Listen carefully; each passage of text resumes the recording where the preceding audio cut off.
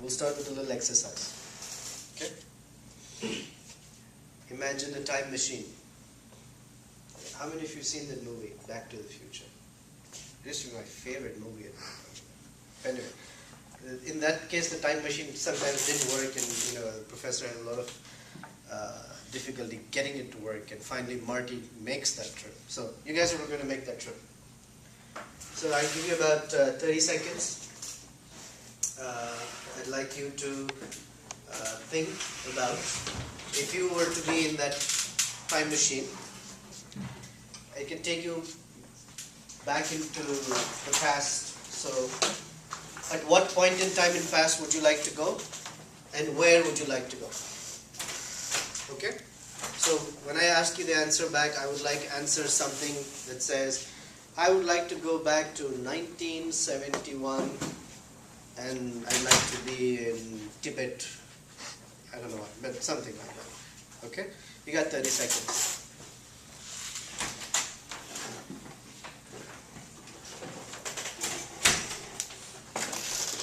And I have a request, just for the sake of all of us being focused during the next hour or something, as much as you can keep your fingers away from the phones, that would be really helpful. Phones and other gadgets, so you're not distracted.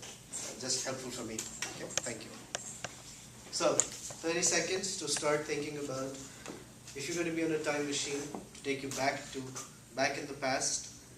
I'd like to know where and when in the past you'd like to go to.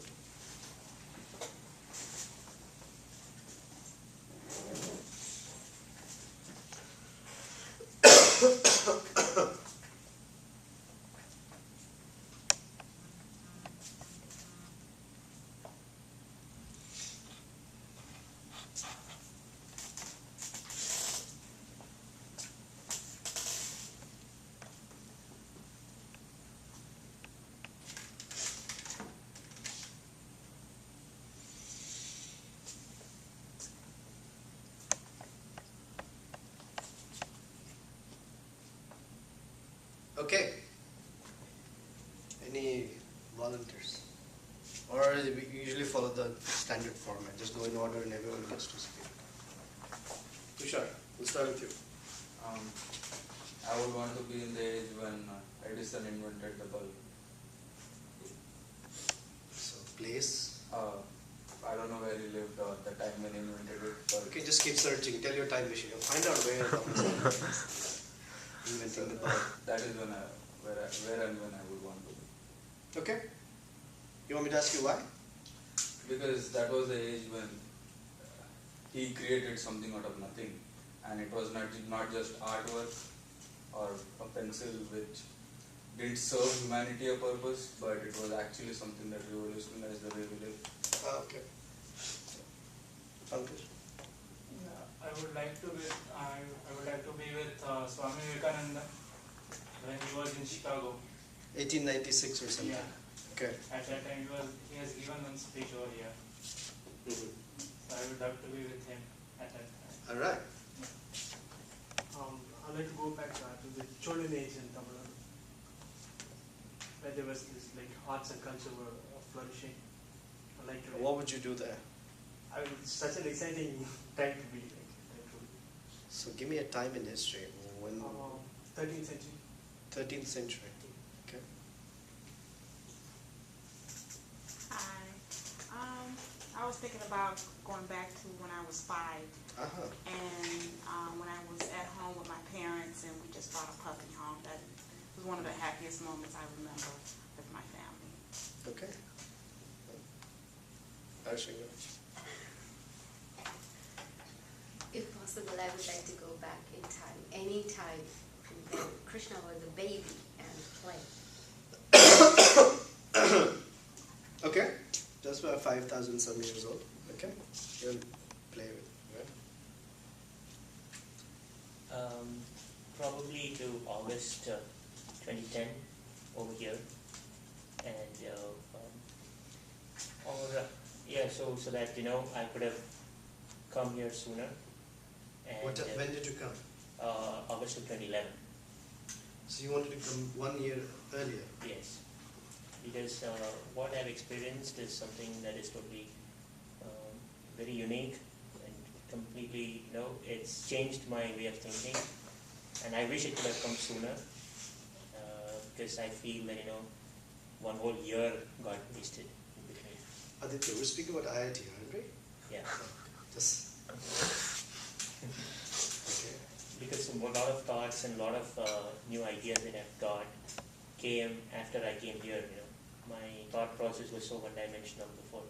I wish. So let me ask you a question. Why only 1 year? Why not 2 years earlier? 2 years earlier would have been like, I wouldn't have completed my school. Oh. So that's why. I would like to be in Kurukshetra 5,000 years ago. You'd like to be in Kurukshetra 5,000 years ago. And why is that? Because I would like to listen to the Gita as it was being told. Oh, you wanted to be on the Kaurava side? So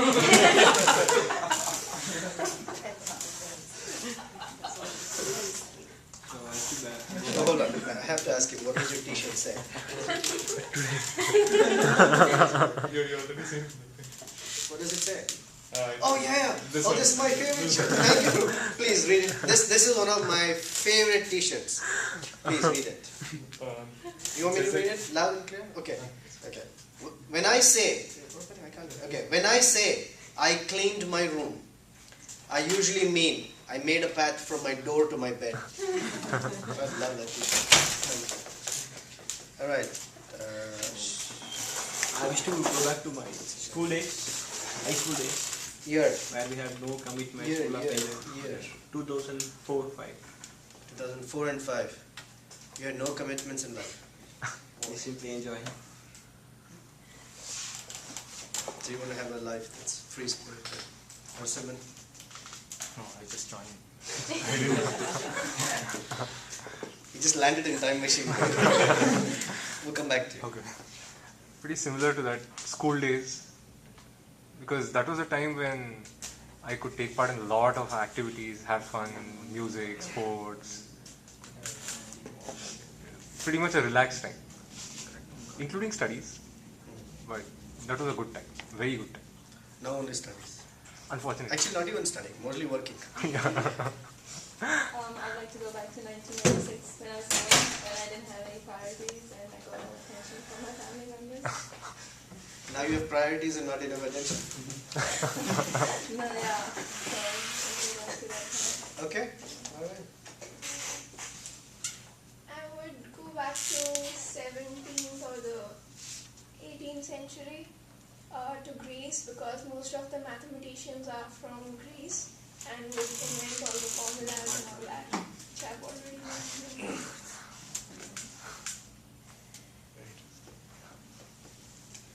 Thank you, Vishal. I have two wishes. Like, one thing is I would like to go like when I Okay, was now you dream. I only gave one question. One, two. okay, like I would go like when I was in 5 to 10 years, where like it was like full of free and doing all the things like 100%. I don't think about other things. So even when I play, I play. So even when I eat for 100%, full of things.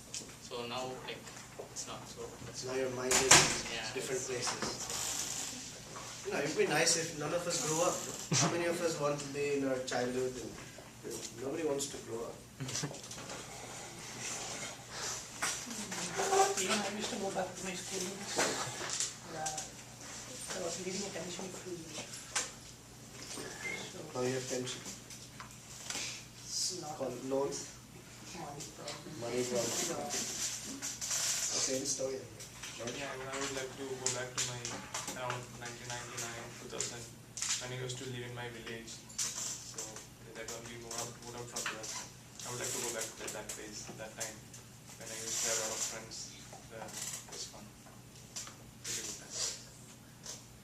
I would like to go to the late 70s to somewhere around UK to watch a Pink Floyd concert. Okay. Live. Something to say. Okay. I would like to go to any time when Krishna was on the earth, but I would like to go to, because those were the happier times again, and it would be selfish if I want to think just about myself. I would like to go to 1947 when Jawaharlal Nehru gave the iconic speech of long years ago, Tryst of Destiny speech. I would love to go that time and then work for India. Good. 1965, New York City. Srila Prabhupada 1965, New York City. Okay. will be there. Was Prabhupada struggling to start the Hare Krishna movement. You'll open Krishna house. It'll be easy for him. Okay, I did it. When I was in my childhood, no? Because now I have a very complex mind. In my childhood, I was very simple thinking. Some other folks joined us, and we were doing a little exercise. Exercise was if we had a time machine that you could sit in and go back in the past, where and when would you go to? So we gave others about 30 seconds. We can give you some 30 seconds if you like. And while you're thinking, I want to introduce a very good friend of mine, Hitasha Krishna Das. He is originally from Argentina, and is now lives with us in our temple. He's a monk in our temple, and so he came from Argentina a few months ago to live with us as part of the monastery. So thank you. It's his first time in a university environment like this. So. Okay. Hey, takers, time machine. Are we not allowed to stay here? Hey, it's up to you. I can see a lot of problems that this society right now has that could use work from the talents that we have now. And I think we're much more adapted to live in this time period because we grew up in it. If we just jumped into the 30s and 40s, we wouldn't really know the general culture. Maybe we do. Maybe some of us are real history buffs and know more about it, but we might have a hard time. Most of our historians came from Hollywood, California, no? Yeah, this is true. We might be surprised that everything is not in black and white. That's right, that's true. That was a good one. Anyone else?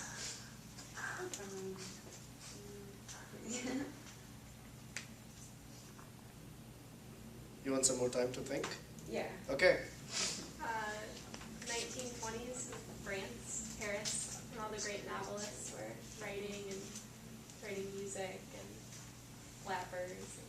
And, that culture. It's such a pity that since 1920 no one's written music after. I mean, just my job is to give people a hard time.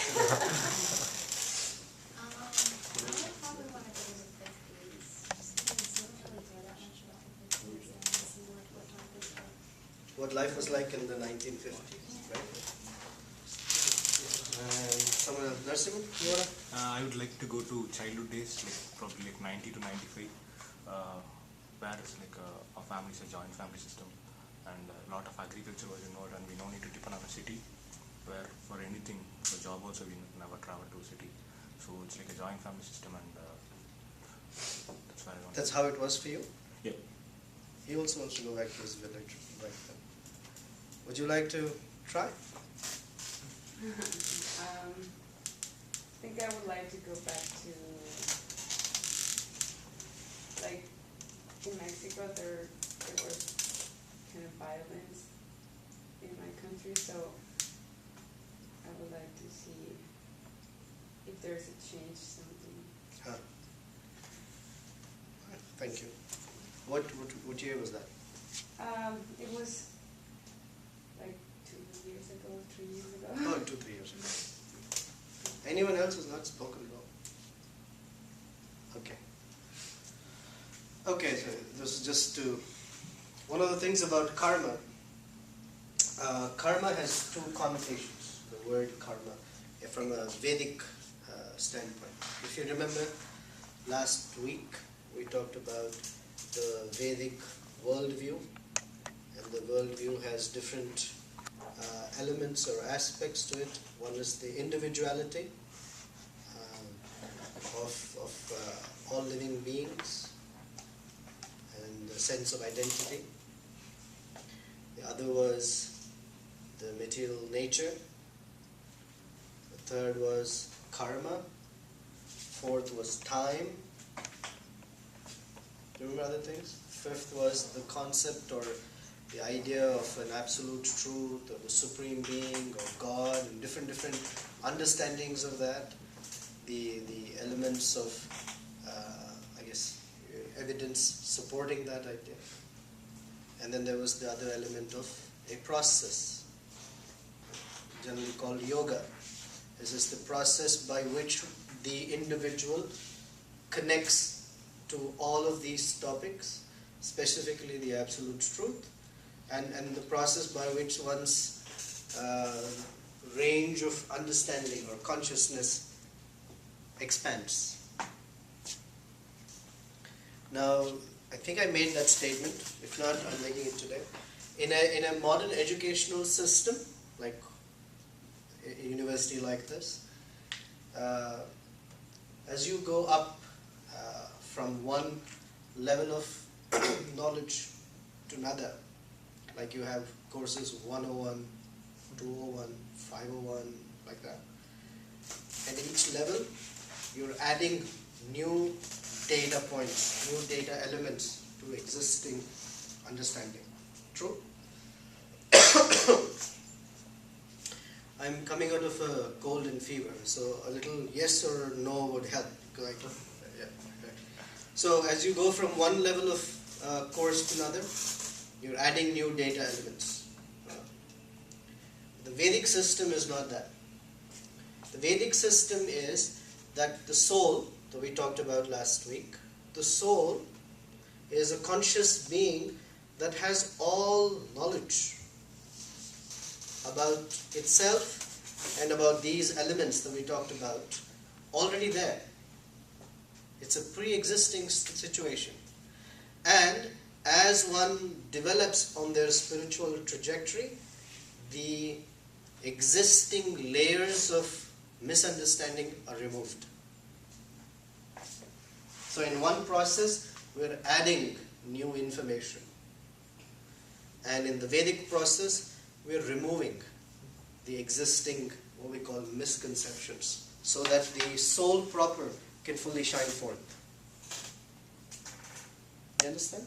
So generally you hear, whenever you come to any spiritual paths, the words that you would generally hear, the terminologies, things like purification. When you say purification, that means there is something pure already there. It's mixed with contaminants, and the process is to remove the contaminants so you get the pure substance. So the path of yoga is one of purification. And what is it that we're being purified of, or the path purifies one of? You remember the exercise we did? I am, and we had blank, and we wrote a long list of things. Some of us who were there. So this conceptions of identity, or wrong conceptions of identity that exist with us, those are progressively removed. Our sense of identity about ourselves is, although we are the happy spiritual being, we are encased in a subtle material body. Do you remember what the subtle material body is made of? Mind.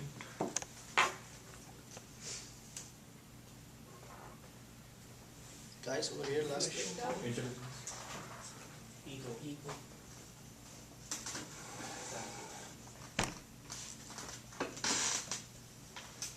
This is the subtle body. And the subtle body is encased within what's called the gross body.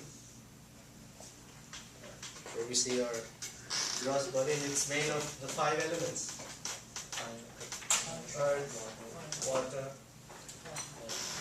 fire, air and ether.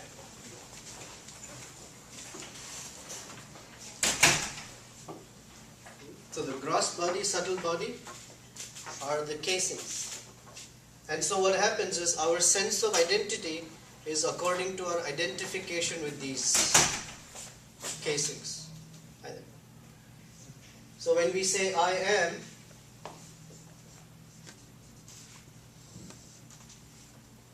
because of our identification, suppose we have an identification on the gross side. So we look at our body and say, oh, I am male. That's what this body is made of. I am Indian. I am whatever, such and such age. I am a husband. I am a father. I am a professional. I am whatever. Although this is not who I am, but because I have this body, I identify with that body. It is like saying, oh, I am Toyota Camry. Who are you? I'm a bicycle. Whatever. or really naked. I don't have any makeup. Or we identify with our subtle body. And the subtle body, on the level of mind, we identify with our emotions. I am happy. I am sad. I am jubilated. I am morose. Whatever. Those are emotions. That's the level of the mind. Actually, we are not these emotions. But because we identify with them, we become them. You want to know like a difference in how a person who identifies versus who doesn't identify says? For example. Give me an example of what might make someone angry. Car got towed. Car got towed. More on the level of emotions, let's say. Someone said something. Insult. Someone insulted. Okay, whatever. They insulted something. Okay. And as soon as the insult happens, for a person who identifies with the insult, so someone said, hey, move aside, lazy, or something. Oh, they called me lazy. Lazy? I'm not lazy. Who said I'm lazy? I'm not lazy. And I act out those emotions because I'm identifying with that emotion. Versus a person who doesn't identify with the emotion, when that anger arises, they say, I am feeling anger versus I am angry. See the difference? It's subtle, actually. The mind is subtle. But the idea is, on a subtle level, you identify, oh, I am feeling angry versus I am angry. Because when you feel anger, you can also solve it. If you are angry, you can't solve it. You act it out. So I am somewhere at the level of the mind. At the level of intelligence, people identify with values. I am non-violent.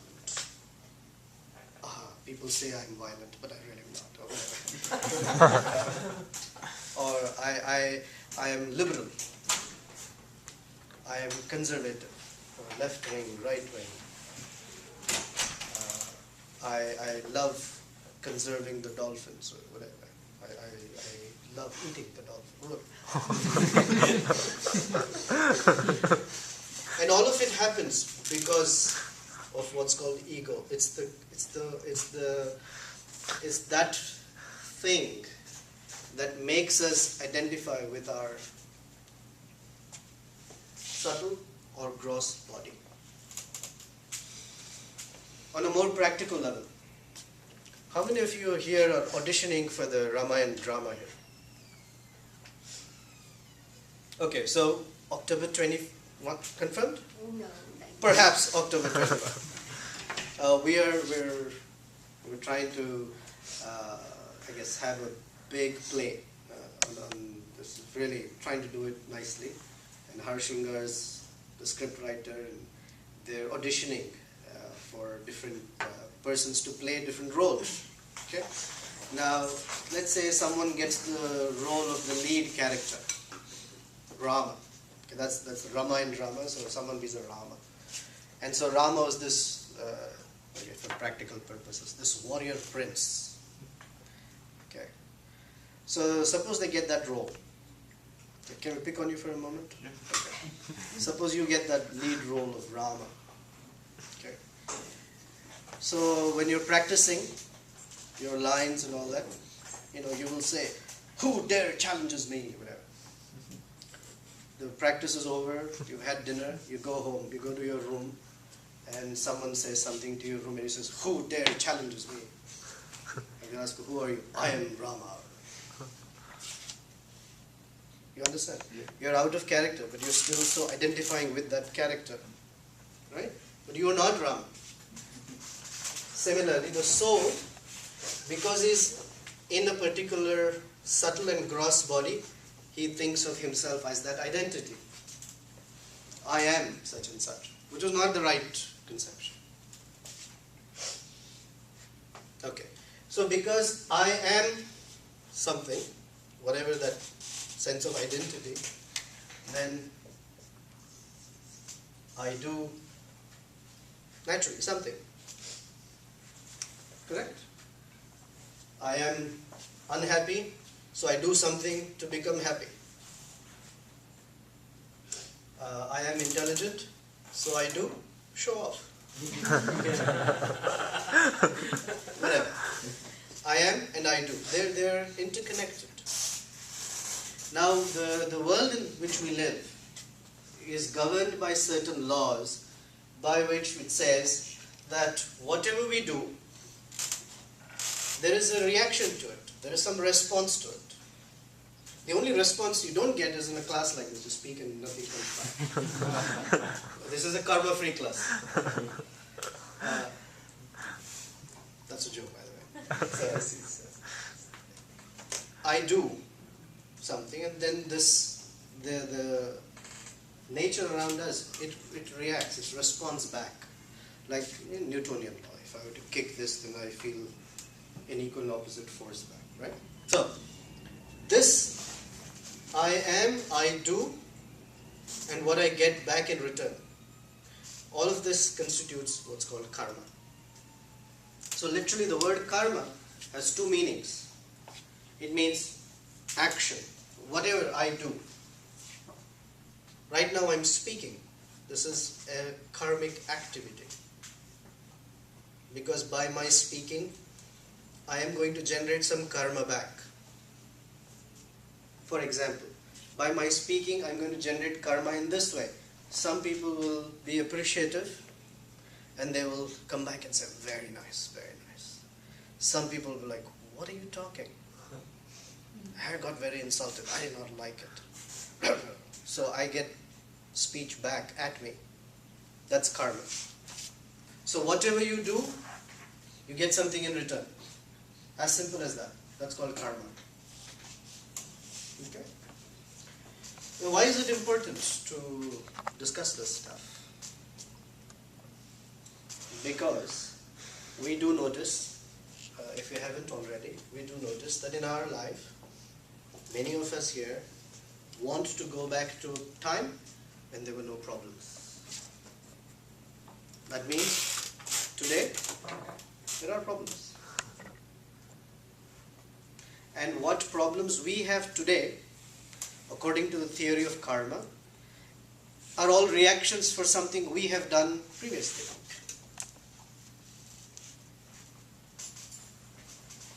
That's how life moves. So we do some things now, some karma happens instantaneously, some karma happens a little later, some happen much later, and some karma happens in another lifetime altogether. Just as different seeds germinate at different rates. Okay, I'm not agriculture, so you have to help me here. Some mustard seeds, they probably germinate a lot faster. A mango seed germinates a lot longer. This is just time. Each seed germinates differently. Prabhuji, is it an interactive session? Now it is.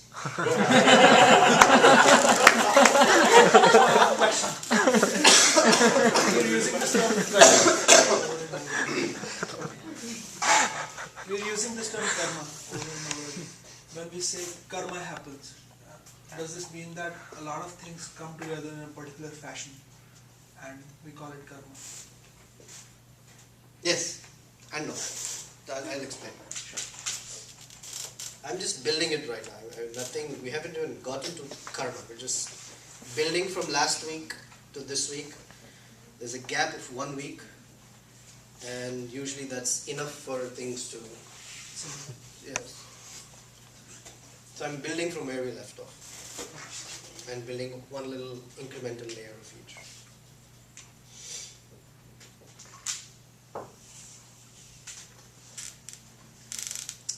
So action and reaction. So some seeds germinate at different times. I have a favorite joke when we talk about karma. I don't know if you've already heard it. If you heard it, just for my sake, laugh again. If you've not heard it, then yes, please laugh anyway. So there was a man who showed up at the gates of heaven.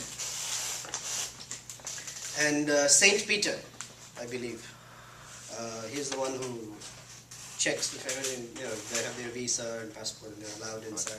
Yeah, so he said, "Hey, who are you?" He said, "Oh, I'd like to enter heaven." But we're not expecting you. Why do you want to enter heaven? He said, "Well, I heard I can enter heaven and I want to come in."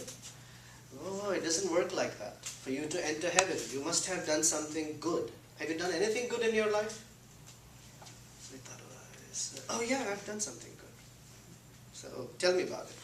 He said, "I was walking down the street, and there were these bikers, Hell's Angels, and right in front of me, what audacity! They were troubling a young, beautiful lady. They were harassing her." So Saint Peter said, "That's very interesting. What happened then?" He said, each of them was like about 7 feet tall, 300 pounds big. So yeah. He said, "I walked up to one of them and he said, 'Hey, stop it!'"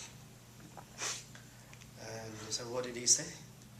So the guy looked down upon me and said, "What?" I said, "Stop harassing this young lady here."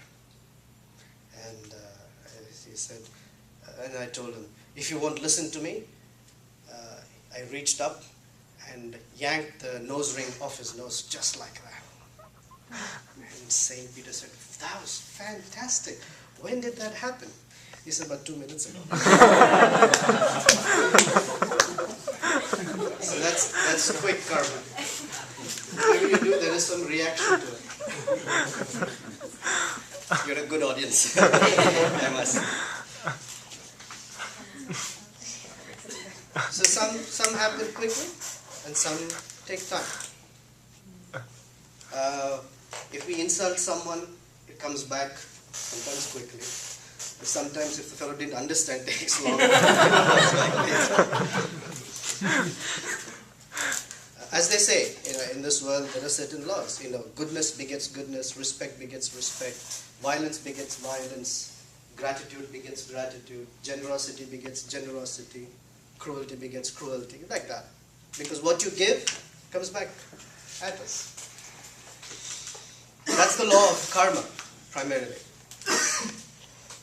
Now, everything that happens in our life, it is generally said that you could ascribe it to some past karmic situation. Now, there are persons who use the term luck. Oh, I was lucky. If you go to Google and you're not sure what you want to type, it says, "I feel lucky." Luck is a way of describing something that happened that you couldn't account for, that you had done something in the past. But the Vedic system doesn't believe in that stuff. Because it's not like the past is not accounted for, it's accounted for. So there's no concept of luck. It's how karmic situations come to us. Because this is IIT, if I don't draw a graph, I'll be thrown out. Let's say this is t equals 0, like today, like right now. Okay, and we do something. We're really happy about it. But although we're happy about it, it doesn't necessarily have to have a very favorable reaction to it. So at some point of time, whatever, we get some reaction, some response back. Reaction may be a little hard word. React, there's some response. Sometime here, sometime here. But our current situation, like today, each one of us, we are here, not particularly in this room, but we are in our current situations because of something we had done previously. And let's say it goes back. How far back in this life can we go? All the way. All the way means to our birth. Okay. And to who we are born, with what color of eyes we were born, how much hair, how heavy, how thin, whether we were born intelligent, whether we were born artistic, whether we were born rich, poor, whatever, is determined how. I asked a question last time. Why are we human beings? That was the homework assignment. Right? You're saying yes, you were not even here. You'd like to answer the question? Why are we human beings? Because of the sin we did in the past. Because of the sin we did. We did something really bad to get here. Huh? Did something really bad. We'd be so happy in a forest somewhere. That would be the answer to the question. Why are we in IIT? We chose to. We asked. No, we didn't ask Krishna. I want to be in IIT in Chicago. It's not Not during winter. the circumstances, the same principle applies. What happens here must have happened something previously. Why? Because here, the happy who we are, the soul neither has birth nor death, no past, no future. I shouldn't say no future, no past. It exists in eternity in the past, it will exist in eternity in the future. So as far as the soul is concerned, this is one continuous timeline.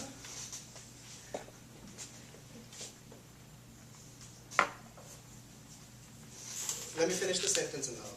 So in this one continuum, at different places or instances of time, are different. This is a new life here. That means previously there's another life. Previously there's another life. And similarly here, another life, another life. That's how it goes from one life to another life. And what determines the next situation is determined by the previous activities. Patrick. Could it not be random? The reason why we're here? Does it have to be predetermined? Yes. Randomness, we could say it could be random, but there's a problem with randomness. You cannot answer certain questions with assumption of randomness. The randomness would be, I feel my circumstances are unfair. Why should things be unfair for me? And if I were to tell you, that's just the chance. Randomly, you are the most unfortunate fellow. That's not so painful as randomly, he's the most fortunate fellow. Like, why he, man? So randomness leaves things unanswered and unclear. And it's very easy then to ascribe blame somewhere else or responsibility somewhere else. Not blame, responsibility. Oh, I'm like this because whatever. So randomness leaves many things vague and unanswered.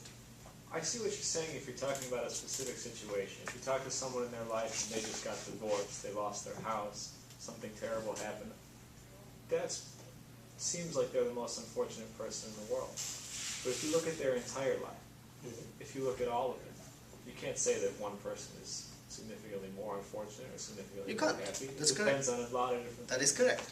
That is correct. Thank you. Thank you for segueing into that. Generally what happens is for whatever happens in life, a person likes to either take credit or ascribe blame. Sure. I have a favorite saying. To err is human. And to Forgive is divine. And to blame someone else is even more human. That's all the nice ones. Forgive is divine. But to blame someone else is even more human. So what happens is, we take an instance, and we try to evaluate that instance. Oh, is this good for me? This is not good for me. So there's the famous Chinese farmer story. Once upon a time, there was a Chinese farmer. And the Chinese farmer had a horse. Okay. One day, the horse ran away. And that is what he used to use for his farming. So the horse ran away. So all the villagers got together and said, how unfortunate your horse ran away. And his answer was, fortunate or unfortunate, who's to know? A few days later, the horse came back with a mare. And now he had two. So they all got back and said, oh, you're so fortunate. He said, fortunate or unfortunate, who's to know? A few days later, his young son sat on the horse, was riding the horse. He fell off the horse and broke his leg. Everyone gathered and said, oh, how unfortunate. He said, fortunate or unfortunate, who's to know? As soon as he broke his leg, the country had to go on war, so the king drafted all the young men. And he said all the young men must enlist. So they all said, oh, my son is going away to war, my son's going, except the farmer's son, because his leg was broken. So they said, oh, you're so fortunate. So like this, every situation, based on our circumstances, we evaluate it. Was this really good or bad for me? And sometime down later we say, oh, it's really not so bad actually. Maybe it's really that bad. So we are always in this evaluating game.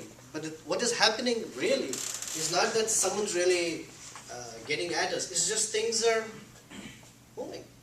And that's why you see that for two persons, the same thing may happen and they react to it very differently. Because what might be favorable for one may not be favorable for another. And so these things, these proverbs sometimes make a lot of sense. One man's food is another man's poison. If I have a dental problem, I'm in misery. My dentist is really in bliss. Right? Because, no dentist would say, I really hope out there in the world people should stop having dental problems. No dentist would say that. He wouldn't say it officially. He wouldn't hope that. So the randomness leaves a lot. I'm not an expert in the Bible, but apparently there's a particular event that Jesus is with his, followers, and they see a couple with a blind child in their lap. And so he poses this question. I might not be saying it verbatim, but that's about approximately the principle. He asks the question, who is to blame that the child is blind? Should we blame the parents or should we blame the child? And there's a debate. But the fact that a question was asked, should we blame the child? Like, he's just born. How can you blame someone who's just born? It's indicative of that there is something in the previous life.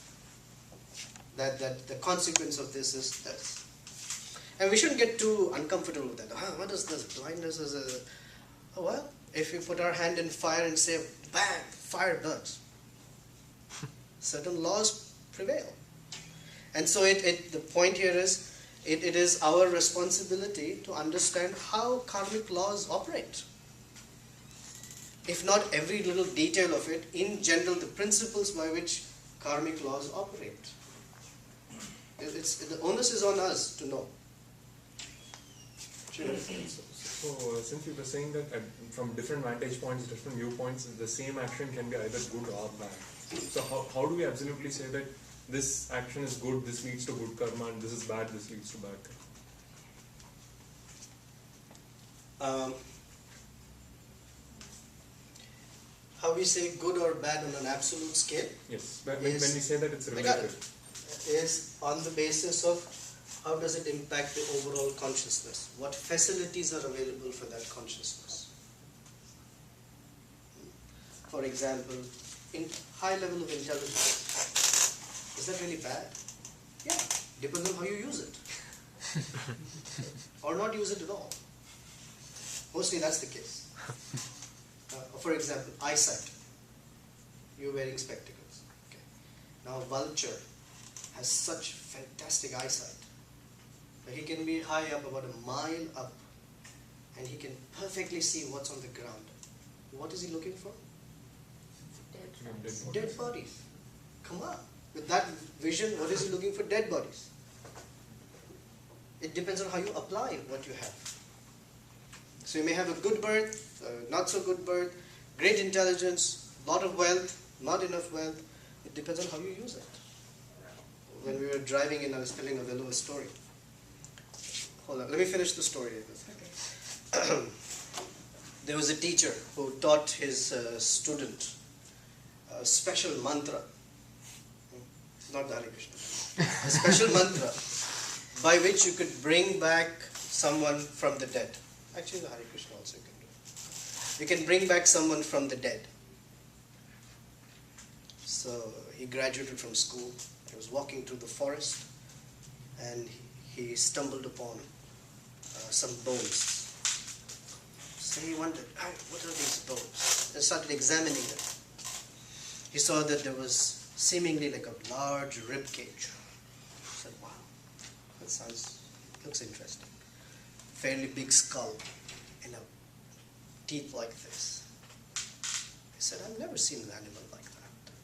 He examined further, he saw a little tail. He said, well, I don't know what this animal looks like. Maybe I should see if what my teacher has taught me really works. So he recited his mantra, sprinkled some water, poof, all the bones came together.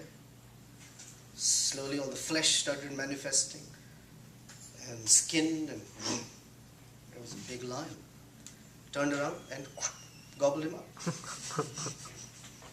So knowledge, such intelligence, if not utilized properly, it can be good or bad. So it depends.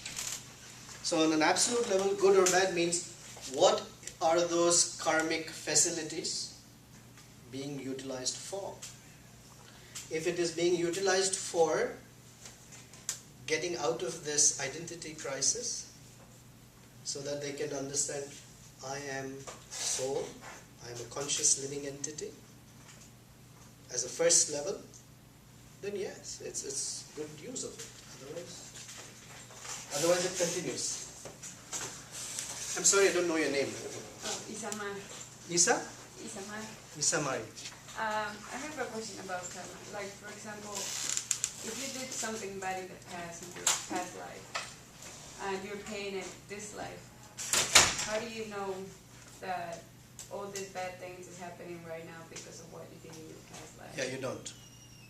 So it just happens, and then you say, oh, it's karma, then you have to do something better? Good question. One is we don't, because we don't have visibility. We cannot go back into our previous life. And the question is, we don't know which life we have to go back to find the cause for what's happening today. Yeah. That will be too complicated. Because of what's happening in our current life, the understanding is what can I understand how karma works better, and what do I need to do to live my life in such a way that I can minimize karmic reactions. So the example that's given is suppose, let's say suppose someone contracted malaria. It's usually from a mosquito bite, right? And so when we go to the doctor and the doctor says, oh, you have malaria, then we don't stay there and say, how big was the mosquito? And at what angle did it land on my hand? And how deep did the mosquito poke to get, and how much blood did he take? Was it in the morning or was it in the evening? What do? We figure out what medicine to take to get over malaria and go about our business. Going back and trying to analyze that is not within our capacity, always. So karma can last a short time and a long time? Karma can last forever. Unless, that's the whole point, unless we as individuals take on the path of yoga. Yoga means to connect, to link. When we link our consciousness with the Supreme, that yogic path when you start, the benefit you get out of that is that the previous karma starts falling away. It's a karma-free path. So what will happen, like for example, if I have a kid and the kid born with deformity, is that the karma for me or for the kid? For both, no? For both? Sure. There is something called collective karma. By my being married to my wife, it's karma for both of us. It's not just that I'm enjoying and she's suffering. Or I'm suffering and she's really enjoying. It's for both of us. Karma brings people together, and then there is something called individual karma, then there is group karma, family karma, society karma. So if, like the whole family is suffering, it's because the whole family was having that karma from before? Not family, as individuals from different, in this life, if I have a husband, wife, child, in my previous life, we were not related. I was doing something else. I must have been a cockroach and she must have been whatever, an angel, something, my son. But in this life, for some karmic, we have to be together. And when we are together, we have to experience some karma. It just happens together. So it's not like, it's your fault or it's my fault. No, it's just what we did. This is what we did. Very simple, in one sense. If let's say, someone has a lot of alcohol, right? Next day we wake up with a hangover. We can't say, whose fault was it? It's a consequence for something we did previously. As simple as that. As simple as that. In a small time frame, it makes sense. When you elongate the time frame to lifetimes, it's like, whoa, hold on a second. So even like if in this life you were like a good person doing just always good stuff, you can get karma From a previous life. Sure. You don't think good people get bad stuff happening in their life? All the time. And bad people having good stuff happening in their life? That's even more painful. It's like, look at this guy. I'm good and look at all the fun stuff happening. Have you ever received karma? Oh, all the time. Really? I'm married, am I? No, I'm kidding. Sure, why not? The fact that I'm born in a simple family, I wish I were rich. I wish I had more intelligence. I think I really fell on that department quite badly. That's your karma? Yeah, because of my karma, I have this much wealth, this much knowledge. I wish my hair was black. It's grayed very quickly. By the time I was 19, I was gray. Some karmic reaction. So do you think like someone doesn't receive karma at all? Yeah, the great saints don't receive karma. Because they are acting in service to God. There is no karma when you act in service to God. For the pleasure of God, whenever you do something, it is karma free.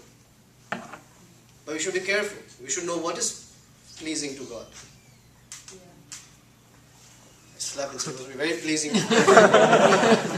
And then he will slap back and say, it's as pleasing for him because I slap him back. So you should be careful. But it is said when the great saints and sages, they live their life for that's the path of yoga. That's the karma-free path. So yoga includes like talking to your mind and like working with your body. No, that's just the starting part of it. That's not yoga. Yoga is consciousness connected to the Supreme and in service to the Supreme. You're really taking us to course 701 at 101. So that's great. I appreciate the questions. I don't want to Can I take my attention to her? Yeah.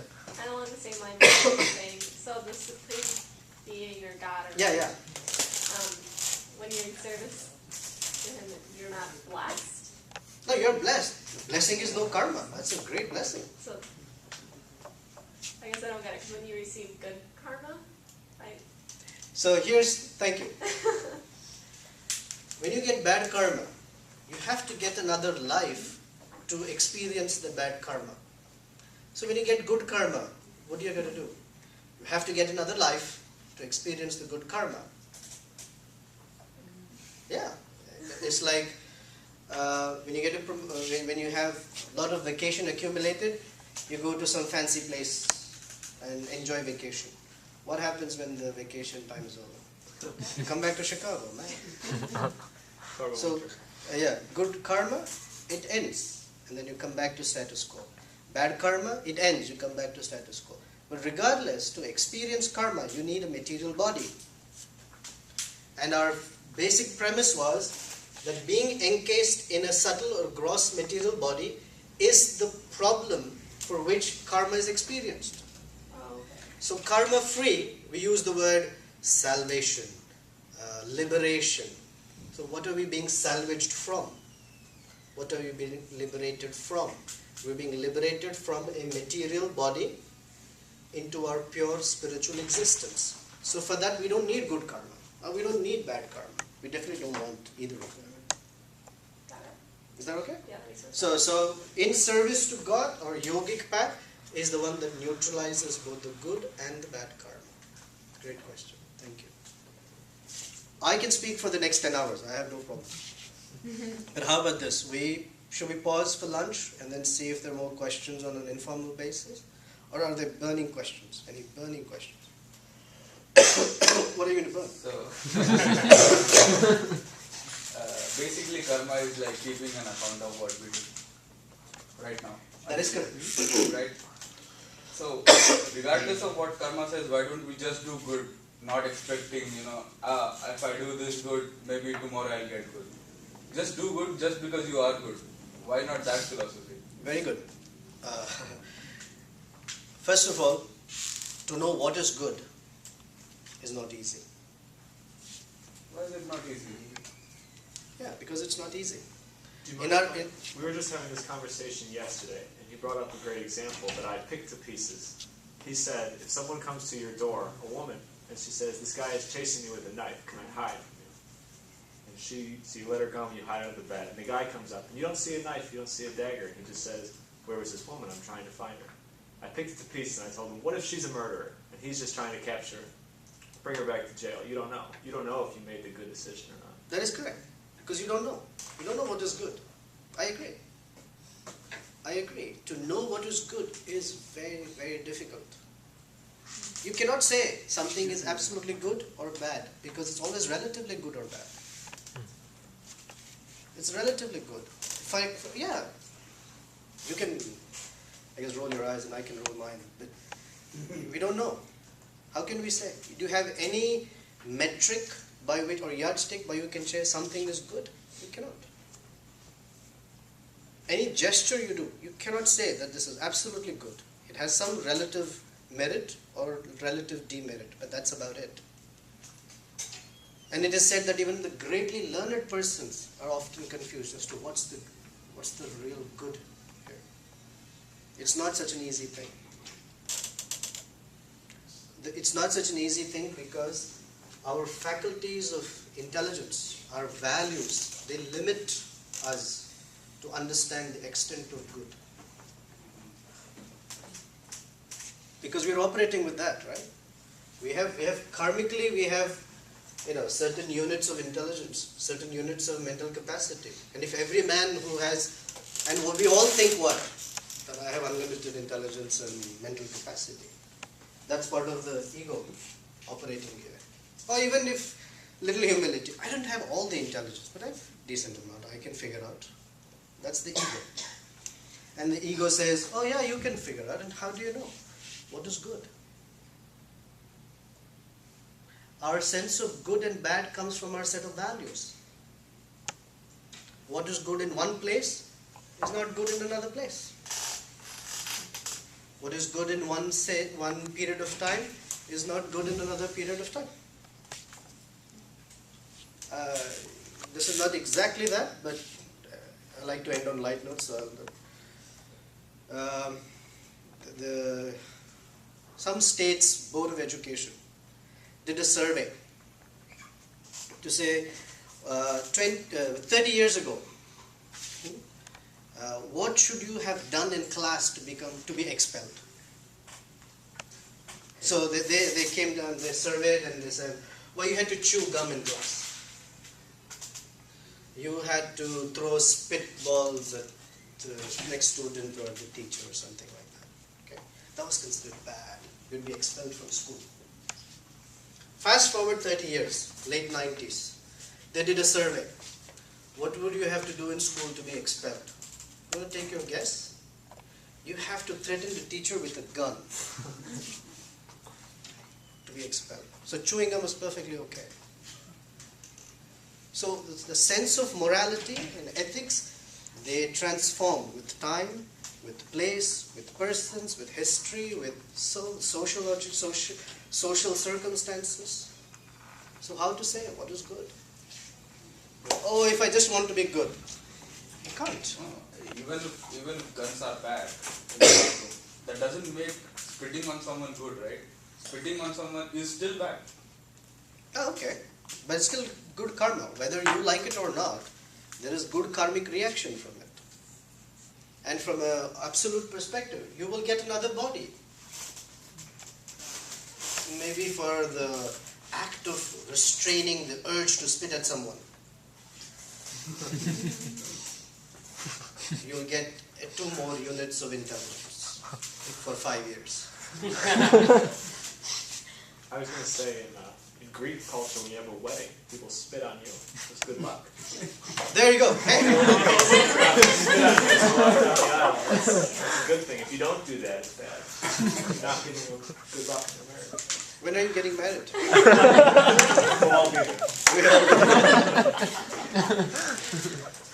Okay, thank you. We'll break for lunch and run. Happy to have more conversation.